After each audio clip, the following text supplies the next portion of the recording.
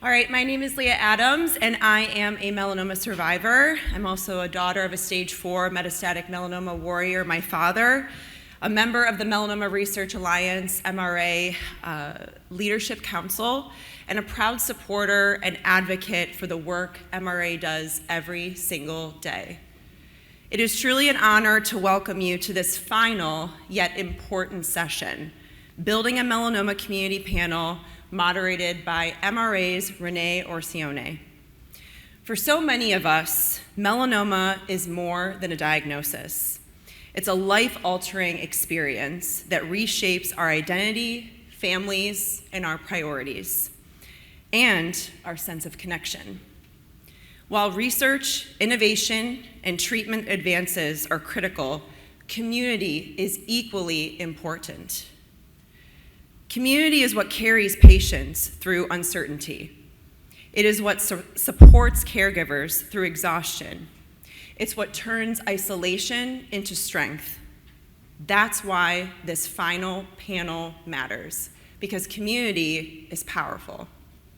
Today, you'll hear from incredible patient advocates, Chris Carr, Brandi Corbello, Jim Darwin, and Leah Koskinen, individuals who have transformed their personal experiences into purpose.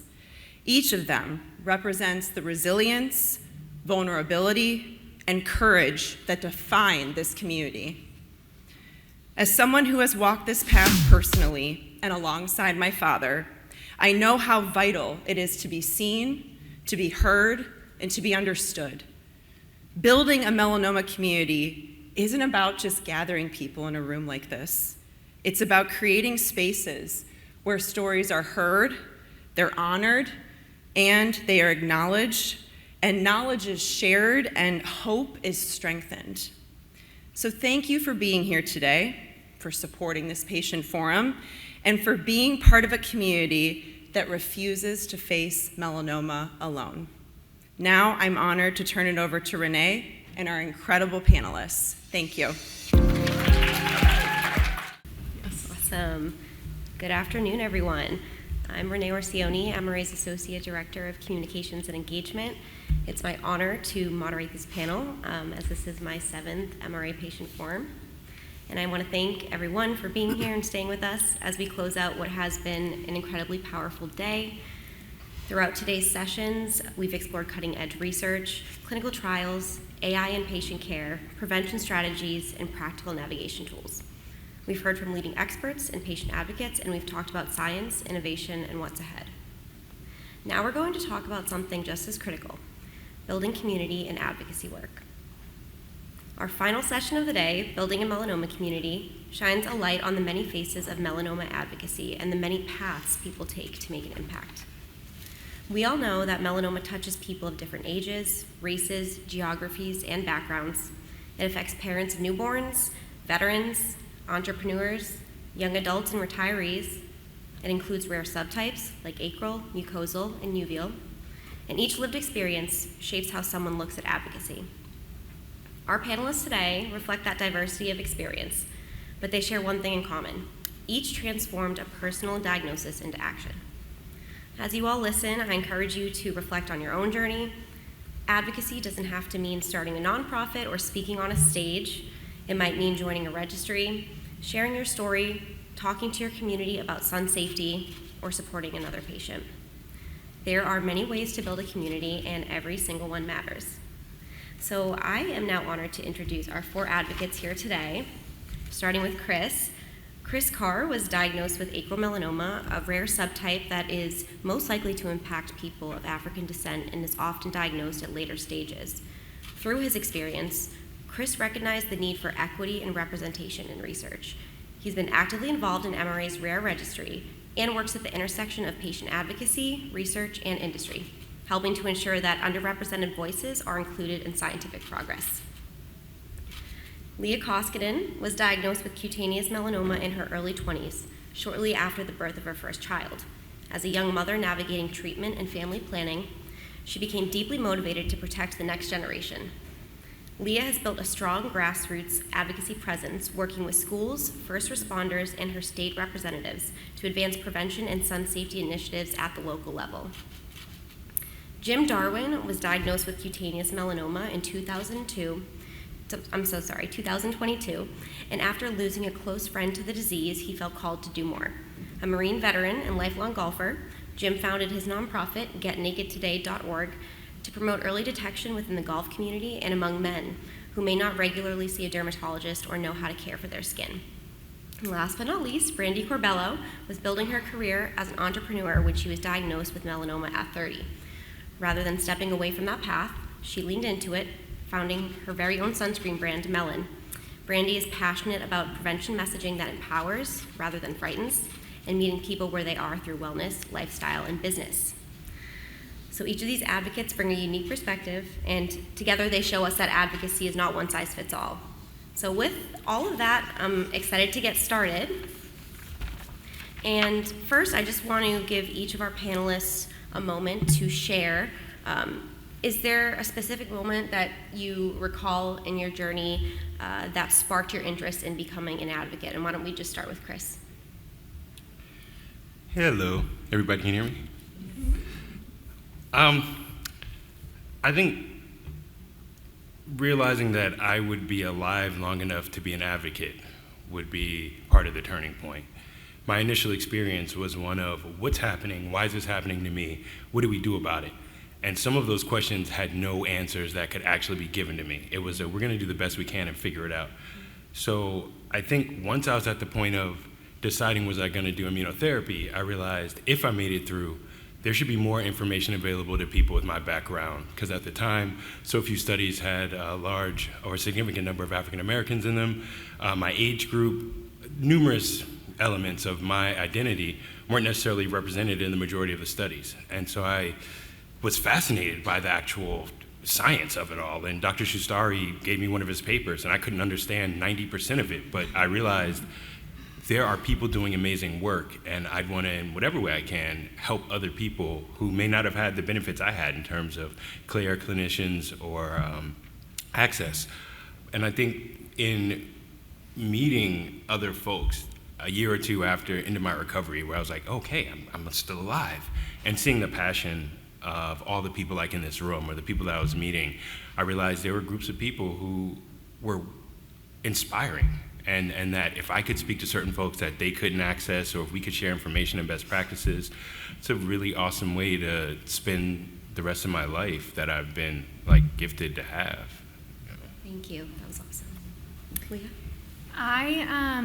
I wouldn't say mine was a specific moment. I think for me, I knew shortly after I was diagnosed that I wanted to advocate. But my son was 1 year old when I was diagnosed. We were in the process of trying to grow our family, and we, of course, had to put that on hold. So there were a lot of ups and downs, and I remember thinking I would do little things, like I would bring bracelets to the waiting room and give to other patients sitting there because I could tell that people were nervous. But I really was like, I need to focus on my healing, I need to focus on recovering, we need to figure out if we're able to even grow our family or not. And then after my daughter was born, I had hit my 5-year mark, all my scans came back good, and that was kind of like the deep breath that I needed to say, okay, I think it's time for me to jump in and start doing something more. Jim? Well, first I want to say thank you to Dana and you, Renee, for inviting me to be a part of this incredible group of people here. I'm honored to be here. What happened for me, my surgery and things happened towards the end of the year, and my birthday's in January, and so I shared my story on Facebook. And had some incredible feedback from people, and I was like, hey, I'll just start sharing my story. Go get naked for your dermatologist. That's where this came from. And since that day 3 years ago, I've had over 70 friends and acquaintances go to the dermatologist. 12 of them, they found something. And I got some great emails and texts and phone calls saying, if it wasn't for you, I don't know what I would have done. And so that kind of propelled me forward into this. Awesome. Yeah, mine's a little bit more inorganic, if you will. I became obsessed with sunscreen, and 3 years after my diagnosis, my favorite sunscreen was not available on any shelf, so I decided to go really deep into sunscreen, and then I launched a sunscreen company, and it felt like an organic way to share my story. Awesome. And another question for anybody who wants to jump in. When you were starting to get into your advocacy in the ways that you all just shared, what gaps did you notice in the melanoma community that you wanted to focus on as you were kind of refining your advocacy?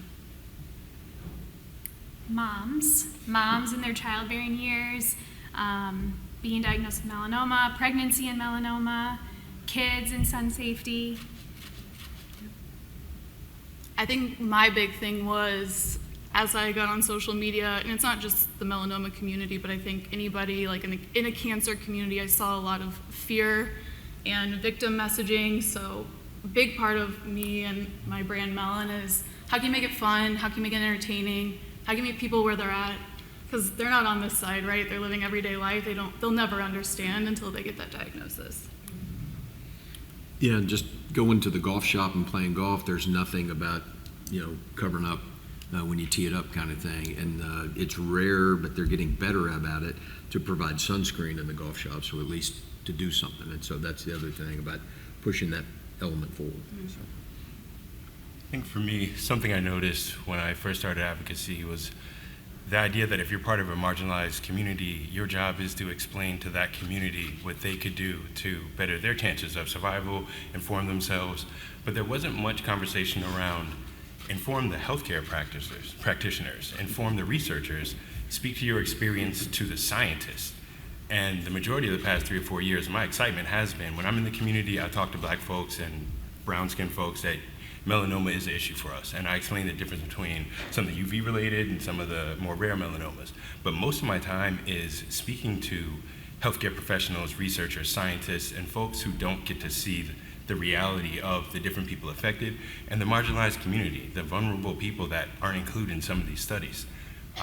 And so I think it's not purposeful. I don't think there's like negligent or it's nefarious, but I think some of the momentum or the path of how science has worked has allowed for certain groups to go unrepresented.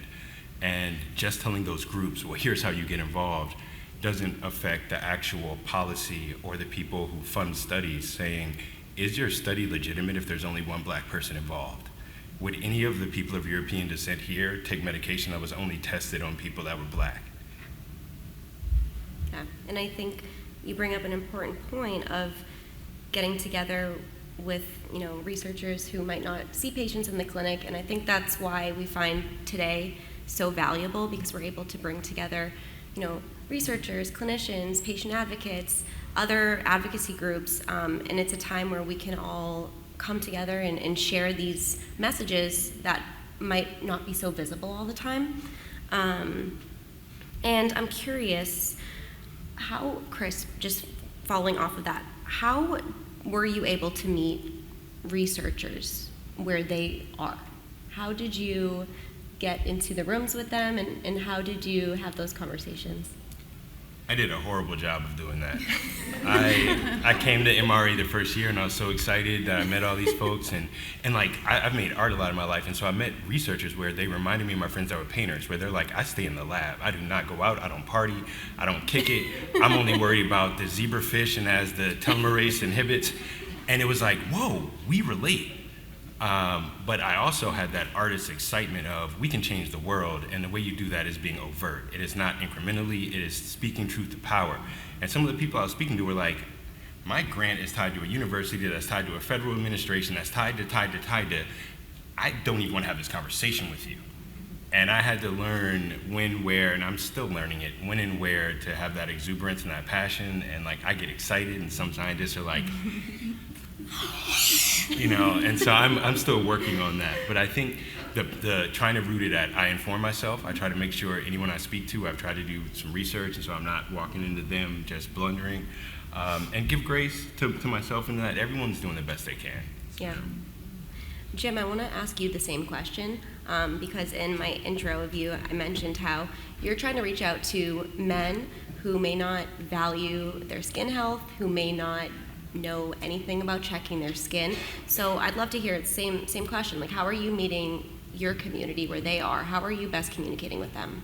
So every chance I get to speak to anybody, men, ladies, irrespective of whatever, just to say, look, it's very important for you to do this. And not only is it very important, you go to your dermatologist and they'll tell you to undress to your comfort level.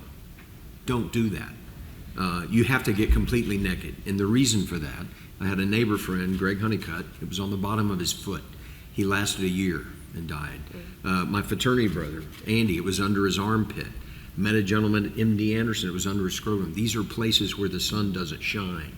And so I really get in passion when I tell people that and go, what are you doing? And I was at the rodeo last year, and a lady was in front of me, and I happened to notice down and look at her leg, and there was a spot, and I'm like, oh no.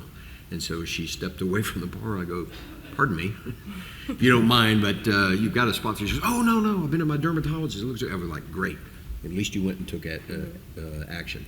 And the thing is just open up. Just talk to people about it, because it's very important, as you say, to meet people where they are, and if you don't have that conversation, where are you going? Thank you. And Leah, for you, I'm curious if you could talk a little bit about what advocacy looks like at the local level, especially you're working directly with schools, you're working with lawmakers. That might seem intimidating to somebody. So what can you say to that? Yeah, so I decided to start with what I know best. And my son is 9 now, my daughter is 3, and connecting with the school and wanting to get involved there felt right, since I'm already spending so much time there. So I started having conversations with the principal, the PTA, the school board, anybody that would listen, around doing different initiatives, whether it's making sure that kids have access to sunscreen in the schools, or that there is a shaded space for kids to be.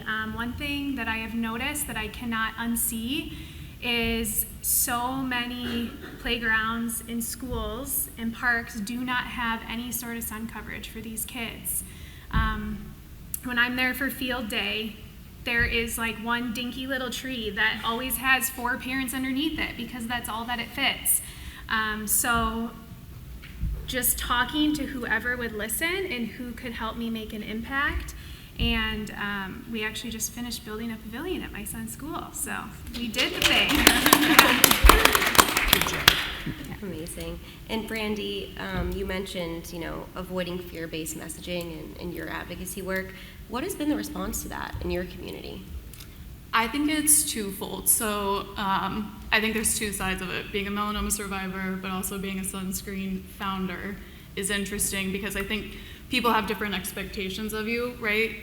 We've gotten DMs on Melon social media, like, why are you guys posting people laying out at the pool? And it's like, well, that's where most people are hanging out right now. Like, I'm not doing that, but I've got to meet people where they're at and make them feel like hanging out the pool requires sunscreen. So I'd say that's the first side of it. The other side of it is every time you see Melon show up somewhere, it is active, it's fun, we're hyping people up. We tell them my story, right, in a way that makes them feel like, oh, I can relate to this. I want to be a part of this. We integrate ourselves in their community and their brand, right? So that way Melon is a part of it. It's not being forced down their throat. Mm-hmm.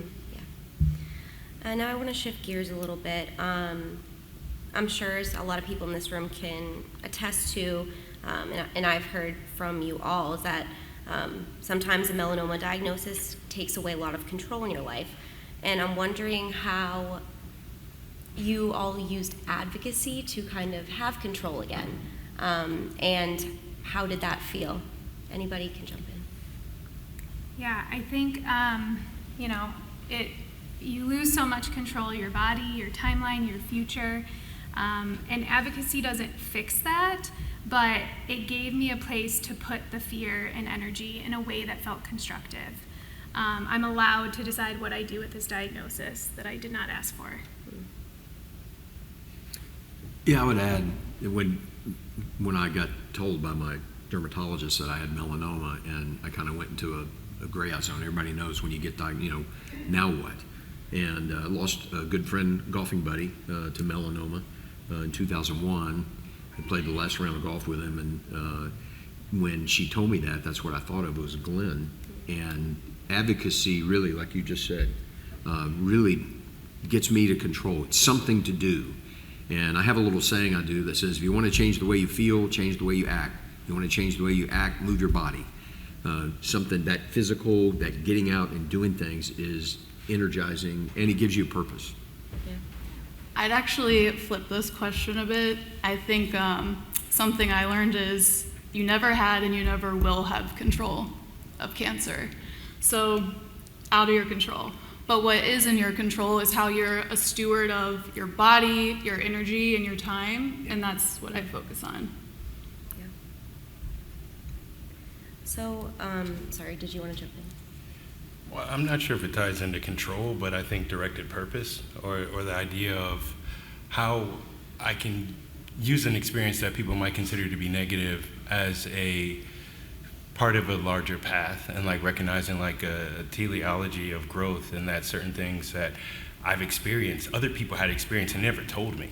And in sharing my story, I didn't know how many people were in my life who had some type of health issue, or had chronic illness, or had some of the same concerns with getting medical information or finding support financially when they were going through it, that I had some of the most amazing and deep conversations during that year and a half that I was in the thick of it. And coming out of it, I wanted to then be able to celebrate with some of the people that made it through with me, and also celebrate some of the people that didn't make it through that period. And in doing advocacy, I think it's a way to be positive, be optimistic, be aware of growth and like trends and like the amazing new therapies that are available now versus when I was going through the experience, and share that with people. And when they have that fear, be able to say, I was there with you. I can't tell you how this is going to turn out, but here are people that have had similar experiences. Here are organizations you can reach out to. And thinking about, I was a member of an arts community, which often doesn't have a close attachment to medical research. Within the Black community, there's been history. And now I live in a rural area. I'm in a town with 2,500 people. So the farmers up there, they'll wait till a growth is this big before they go check it out. And being able to now see it's real. It's not me being an advocate theoretically or paradigmatically, but in practice, the people I'm around in my life could benefit from the knowledge that I've seen exchanged here. Yeah. And you've kind of just answered what would be my next question in a way, but if anybody else wants to chime in, it's that a lot of people don't initially see themselves as an advocate, and it's the power of community and telling your story once and creating that connection that can spark that. And, you know, in my opening remarks I had mentioned, you know, you don't have to start a nonprofit like Jim. You know, you don't have to work directly with state lawmakers, but you can still see yourself as an advocate, and it's not really a question, but I guess if anybody wants to comment on that, for anyone in the room who's, you know, might have that mindset. Yeah, I was thinking about this question when we talked about it last week, Renee, and my one sentence to sum it up in a pretty bow is that deciding that your experience has value and using it and sharing it with intention makes you an advocate.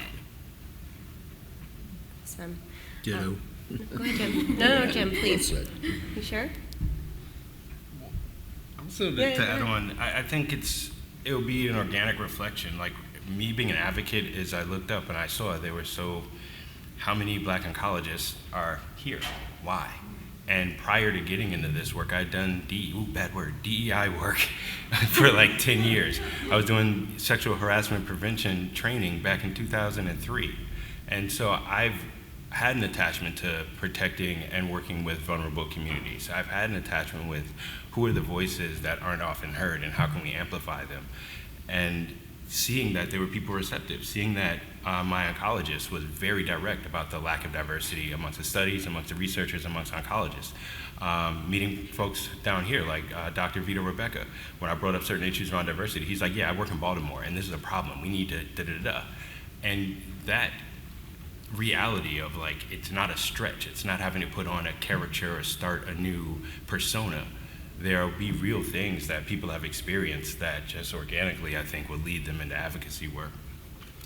Yeah, and I can add on to that too. I've had a career in commercial real estate my whole life, and I was diagnosed at the age of 30 when I first stepped into a leadership role, and my diagnosis actually led me to become a more vulnerable leader, and I encourage everybody to share anything that's going on that you're comfortable sharing in your personal life as a leader, because I just saw this huge shift in my team dynamics of like how they started to become friends.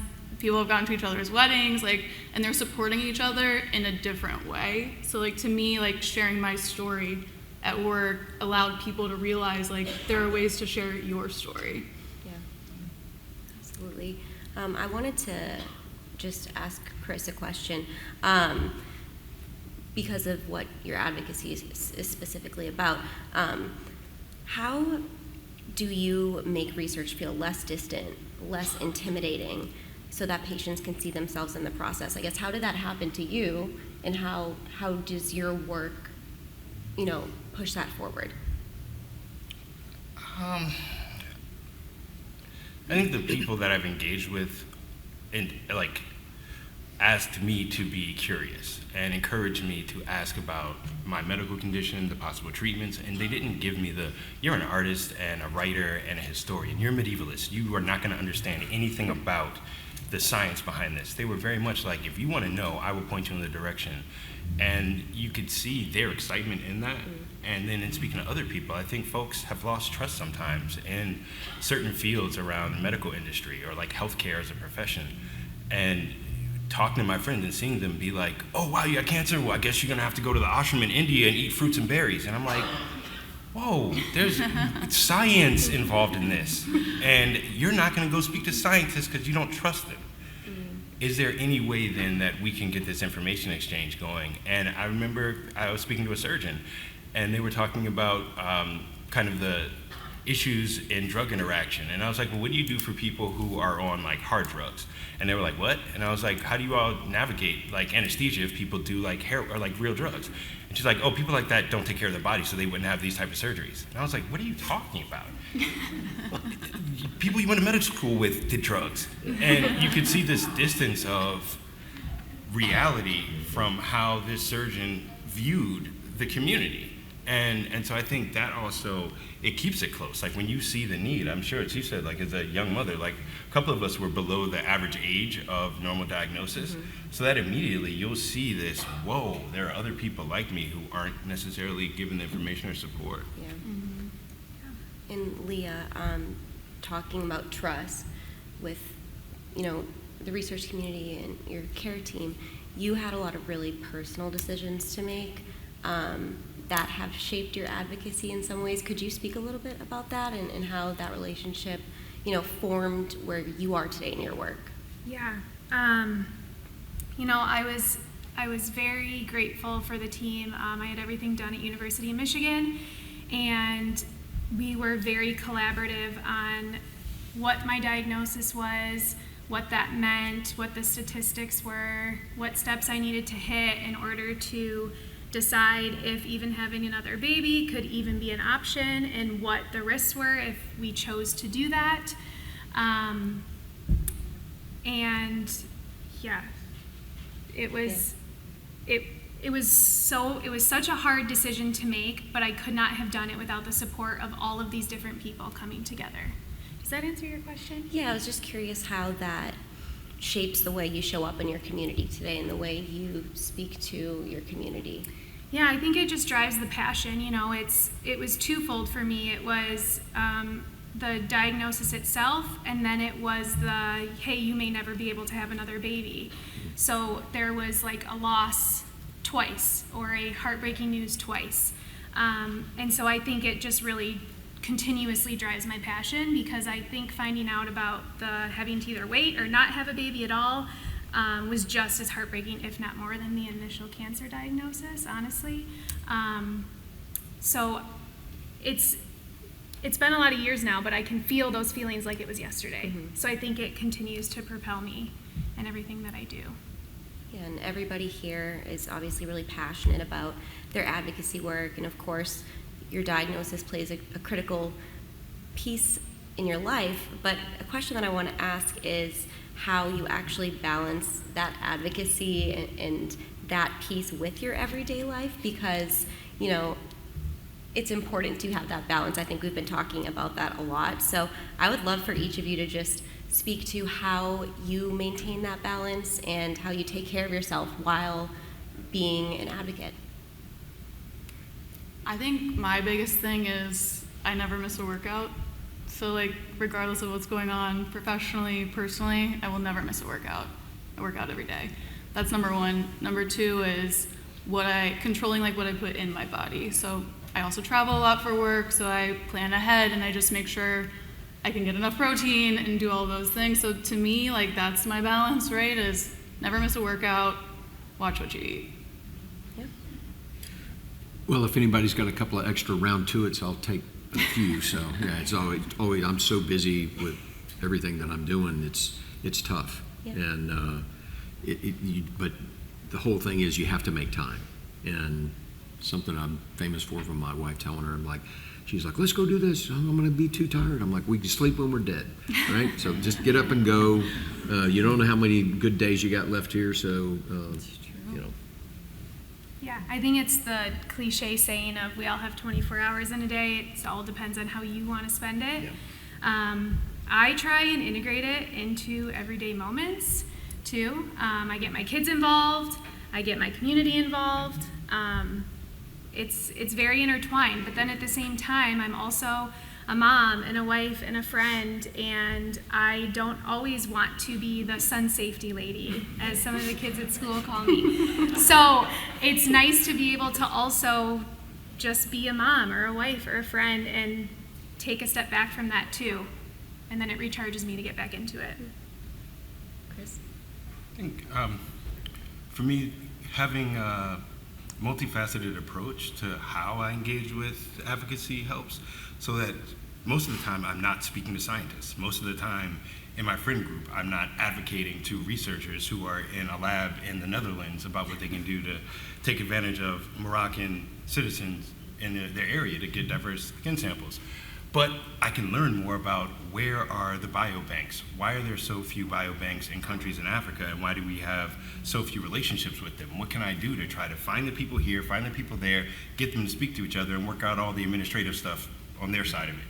How do I inform myself of new developments? How do I, if I'm up at 2 a.m, I tend to be up late working on stuff, instead of looking at a squirrel on a jet ski, can I look up things that tie into my later advocacy work?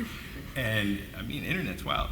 And so as opposed to like kind of having a partition, like here's work, here's recreation, here's these different fragmented parts of self, I'm trying to be holistic in all the things that I do as practice. And it's just, when does it make sense? When does that carousel spin so that the door opens now on, oh, let's talk science, as opposed to, oh, let's talk about art, or let's talk about what you're gonna do in the spring, you know, and Yeah. kind of approach it that way. Awesome. And I think leads me to my next question, because what we're talking about is the balance.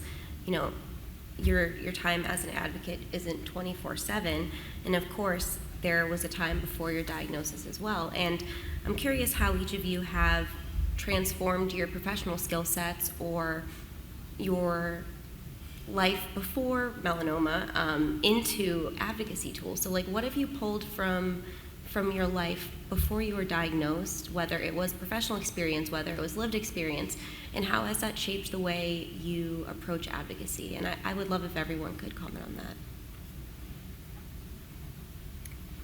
I like to use storytelling with purpose. I'm comfortable sitting at tables that weren't built for patients. I think what I bring is expertise that researchers, clinicians, industry, they might not have. And I just try and be confident in that. Yeah, as you should be. Jim, you Anybody have else? a very Okay. long career before you started your nonprofit. So what did you bring from that into? Yeah, so I did a lot of work, government relation work, legislator, congressman, state house, and all that kind of stuff. So you're never afraid to walk into somebody and have a conversation. And utilizing those skill sets of being able to just walk up to anybody and say, let's have a conversation about your skin. Mm-hmm. And the other thing that propelled me forward to learn, golfers are the number one group of people that get skin cancer, Number two group is baseball players, because they spend all their time outside. And so that also gave me a purpose that helped me push forward as well. I would say mine is twofold. One is this gets muddied a bit in my story, but I was kicked out of my house when I was 15, and I built a career on my own. So I think very early on, I learned that being a victim is a moment, but having agency is a stance. So I would say that's background. But then as far as starting a sunscreen company, I have been in the business world for 15 years, so that really set me up to be a founder, which has been great. I think I'd been making art for a long time. My partner and I ran an art space when I got diagnosed, and COVID hit I got diagnosed in July, into June, July, and COVID hit that next March while I was still going through treatment. So in making art, I was used to adapting, and however you need to figure out how society's changing, as art spaces change, as economics change, as you grow older, how do you continue to generate revenue as an artist? But because I didn't have a 9-to-5, because I worked for myself, because I was pretty self-contained and autonomous, when everything went haywire, I was able to adjust and shift and figure out ways to still generate revenue, still do what I love, but then also grow into a new field. I wasn't necessarily trapped by myself saying, well, I've already spent, I was 40 something at the time, I've already spent 15 years in a certain field. How do I now force that into advocacy? It was like, oh, my job for however long has been gathering people, sharing information, making sure we have a good time, that we're safe. I think we can do that in the advocacy realm. Now, again, it's instead of how do you get 100 people at a club who buy drinks, it's, well, how do you get 15 scientists to talk about social issues? You gotta give them a ticket, you know? And so I think the humanity of it all, it sounds like with all the people up here, one of the things that transferred over is that human connectivity and seeing the love in other people. Yeah. Absolutely. I want to give some decent time to Q&A because I feel like I'm seeing a lot of reactions from the crowd. I'm seeing people nodding, hearing good things. Not just yet. I do want to ask a few closing questions, but I do really want to leave some space for that because I feel like this panel is incredible. What I want to ask each of you is where we're at right now in the work that you're doing. What concerns you? What are the issues that are maybe keeping you up at 2 a.m. in Chris's case? Could you just speak to that? And anybody can jump in. I'll start us off.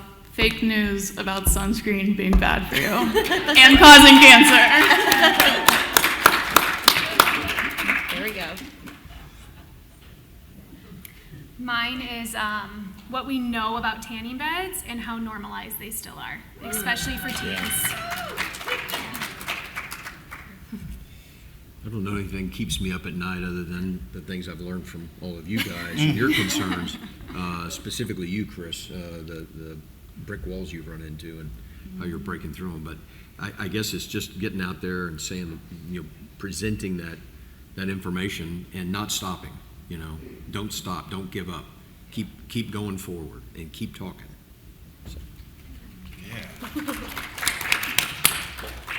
I think my greatest fear is people are losing trust in science, and not just your, whether it's politically or socially, people saying, oh, the East Coast and the leftists, but an actual distance between the people I'm around who work in the fields and who get up at 4 or 5 in the mornings to work with their pigs, and the people who have PhDs and travel the world giving lectures. They do not end up in the same place.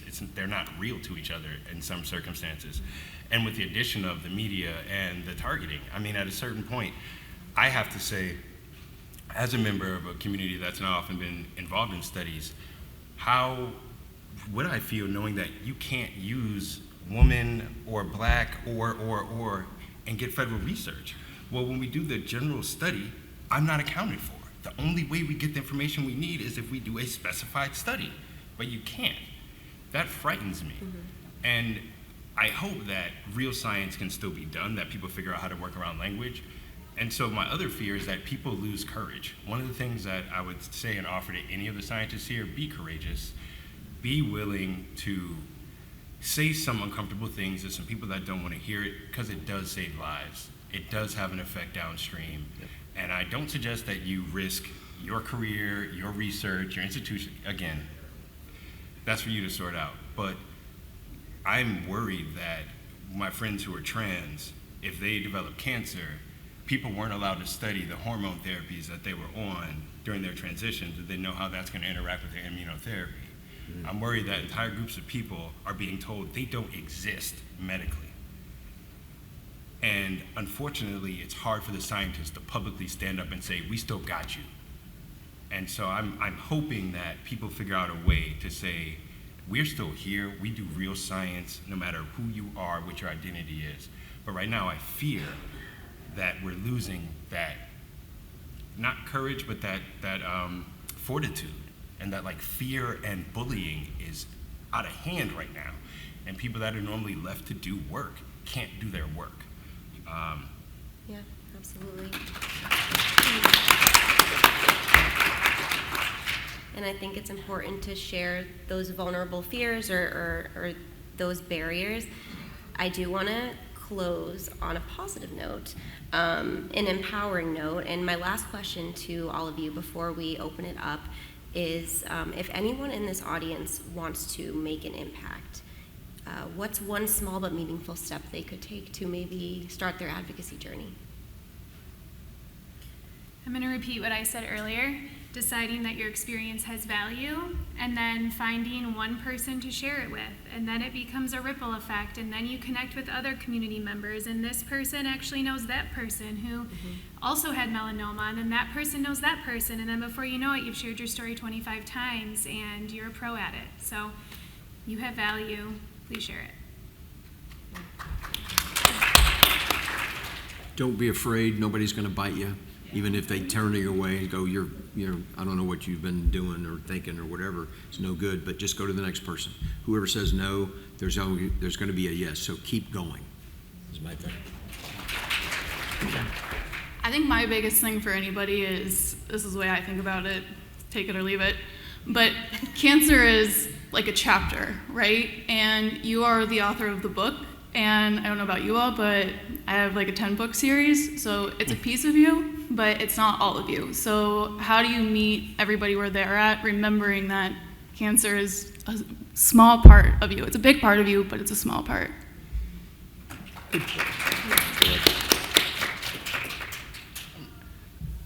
I would like to see some folks maybe make some art, and think about how to be creative and forward-thinking and positive, and just find the lane that's comfortable. Like, I didn't want to make rap songs about having cancer. I didn't want to make like shows dedicated to that experience. But I think in my art and in the things that I make now, I want more positivity in it. I want more love in it. I want to celebrate and amplify the beauty in the world around us even more. And that's a form of advocacy. Just smiling at people, showing them love, and like being empathetic when they're going through stuff is a form of advocacy. So I think to what you all have also said is you don't have to kind of create this huge idea of what it means to be an advocate. You don't have to be a lobbyist per se, but you also can, which is awesome. And when you can meet people who sounds like you did congressional work, now look at what happens. We can all talk. So I think that's amazing, like organic growth. Yeah. Well, I'll just want to add to that. What changed, I had preconceived notions, all of these ideas, maybe some bad stuff in your head. You get diagnosed, you go through what you go through. And on the other side, you realize, wow, I forgot about that. That's more important. This is, you make those decisions in a conscious way to move your life forward in a positive, because that's all you've got. Because if you stay in the negative, it's going to eat you up. And I think taking the small step, like you said, meeting that one person, and it becomes that ripple effect and goes out from there, because your life is your life. And actually, melanoma is probably one of the best things that ever happened to me. Changed my mind, changed my attitude, and moved me forward. And I think everybody in this room who's had it would agree. So. Yeah. Thank you. All right. Well, let's give it up for the panelists, please.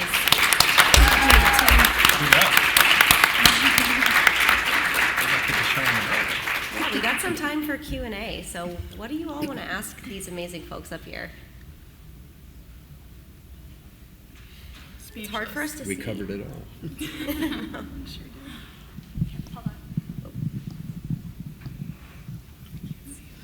Chris, sorry. Can you bless us with a rap? There you go. So I actually was going to do a show in my like in the hotel somewhere. I'm gonna try to figure out how to get the bar to let me do an improv thing. After. I think there's a bar out there you could do it at. So- Yeah, so anyone who actually wants to do some poetry exchange or some music stuff, let's talk, because that would be amazing. The first year I came down, I did read a piece that I wrote relating to my cancer experience, but it was sad. Like, I was still like crying while I was reading it, and part of it was to show the humanity and what I was experiencing to clinicians and researchers. But now I'm writing raps about time dilation and the origin of the universe, and so it wouldn't really be appropriate for it.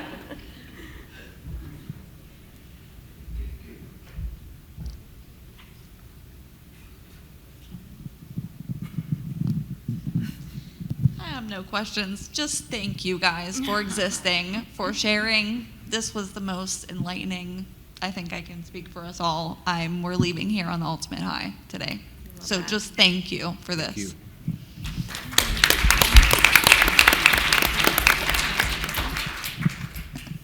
I just had a question just for Leah, actually. Do you have a plan to keep going for more of those? Like for Arizona, I live in a very hot temperature, so my parks are covered and sunscreen is okay at schools. So for you, like, what is your path for that going forward? And are there, with all the people you've connected with, like, do you have people that are backing you or supporting you in this initiative going forward?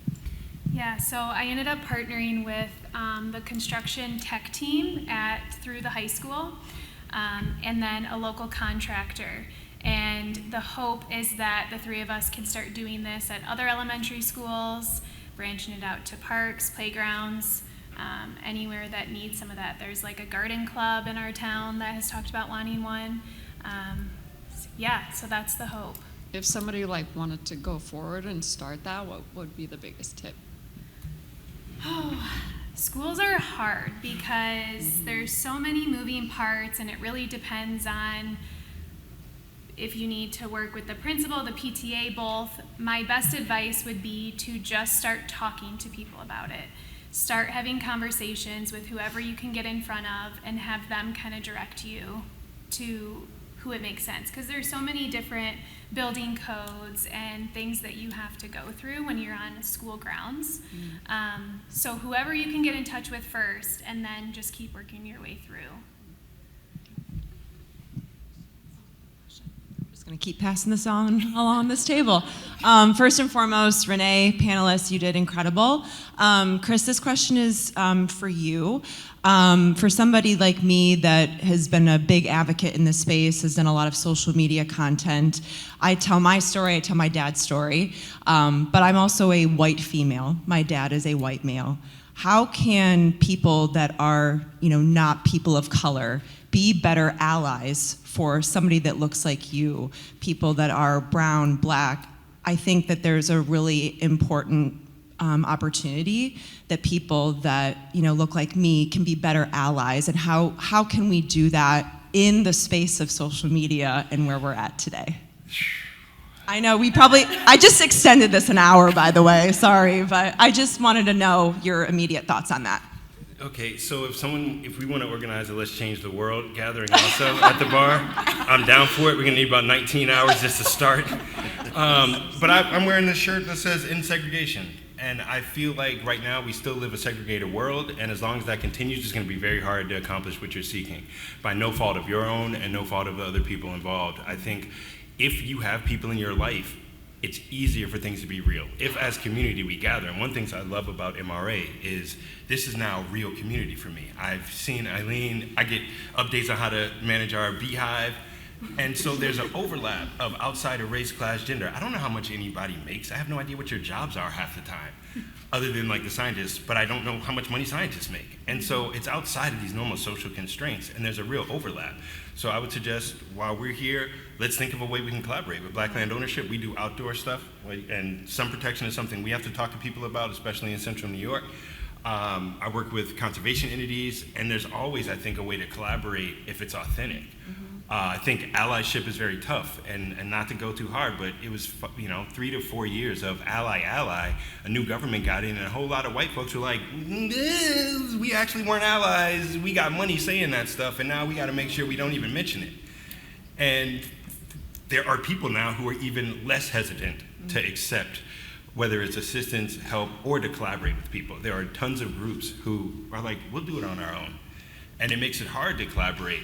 I think one way through that is, if you've ever seen like Fight Club, you show up at the door and they're like, you're too tall. Go up the next day. We don't like you. Next day, next day. And the same way I have to show up at certain places to be like, yo, we got work to do.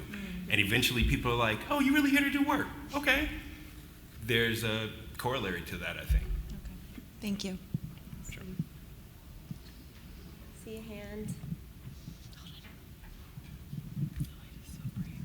So this is a follow-up. I was diagnosed in 2003, right after I finished undergrad, and I had cutaneous melanoma. It was stage 3 when it presented, and I've been in the advocacy space ever since. And it's been very lonely being dark-skinned because, especially back then, there were T-shirts that said "Pale Skin Rocks," and everyone talked about tanning, and people used to say to me, well, Jackie, oh my gosh, I didn't know you were a sun worshiper. And I was like, look at me, do you really think I'm a sun worshiper? Like, clearly that's not how I developed this. I grew up in Jersey, like, go down the shore in the summer, but, I did not tan. I'd never been in a tanning salon, in a tanning bed. And so even sitting among other folks who had very similar experience than me, I still felt very alone. So I think that understanding and recognizing that not everyone is going to be pale. It's okay to not be pale. I will never be pale, right? And that we're not all sun worshipers, that we all have different experiences, different, steps we've walked to land us in the melanoma world. So I think just remembering to be inclusive in how we talk about developing melanoma and what it looks like to be someone with cutaneous or another form of melanoma is that's one way to build allyship. And then also to your point about sunscreen and sunshades, there have been concerted efforts at the state level legislatively to have, in different states, and depends on what state you are, but to have sunscreen in schools and also to have shades put in parks and in schools. So not only at the state level, but at the local municipal level. So I think one way is to also engage your local elected officials around the importance of sunscreen in schools and shaded areas. Awesome. One more. Well, this question is specifically for Jim. I'm his wife. Where are we going for dinner? No, not really. So I'm kind of on the outskirts of a lot of Jim's interactions, but one thing that I've noticed as him becoming an advocate is resistance with entities like the PGA and large sport groups like baseball organizations and whatnot, because they are highly exposed. So what road do you think is the best road to really penetrate those organizations and get them to listen to you and to really respond? And what is your end thought with what you would consider success with your advocacy? On the spot. Sorry, that was a lot. I can actually help you too. Thank you, because I didn't anticipate my wife was going to put me on the spot there. She's calling you out. She is calling me out. I think success is to see, because last year I went to the PGA show in Florida, and I met another gentleman there, a melanoma survivor. His name's Todd Kierstead, and Todd is a trick shot guy from Canada. And we walked around, talked to all the major manufacturers, and they were only interested in getting contracts to sell their products. They could care less about us. And so we hit a brick wall. Talked to the Golf Channel. Oh, looks interesting. We'll talk to you later. And they just had Justin Thomas on, who's a melanoma survivor as well, that you all know who JT is. And so I think for me, it would be the embrace of the industry. It would be the embrace of the school systems for you. It would be the embrace of the art community, however you do that, in the sunscreen community, to go, yeah, wow, this is a great idea. Let's, like I say, cover up when you tee it up, but you cover your kids. I was a kid once. Melanoma, as we all know, is still increasing, especially as older guys, because we didn't wear sunscreen back in the day, and now we're getting it, and it's killing us to some degree, but it disrupts our lives. It's very important to have it very early on for these young kids to know to put the sunscreen on. My grandkids, we make sure they're all covered up, and that's another good story to do for your children and your grandkids, is make sure they start off in a healthy manner. And I throw this out that I've run into in the golf industry.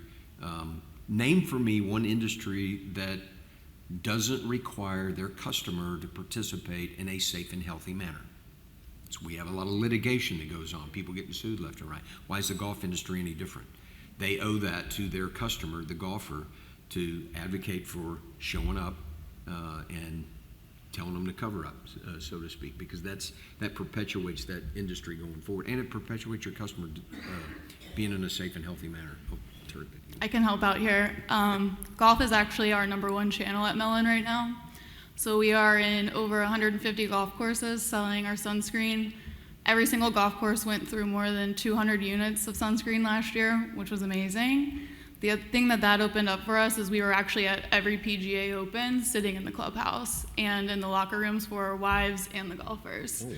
So there is a way to do it, and we've also partnered up with Bucket Golf Game, which ended up doing an exclusive launch for Melanoma Awareness Month. It was a blackout set, and they ended up donating money to MRA.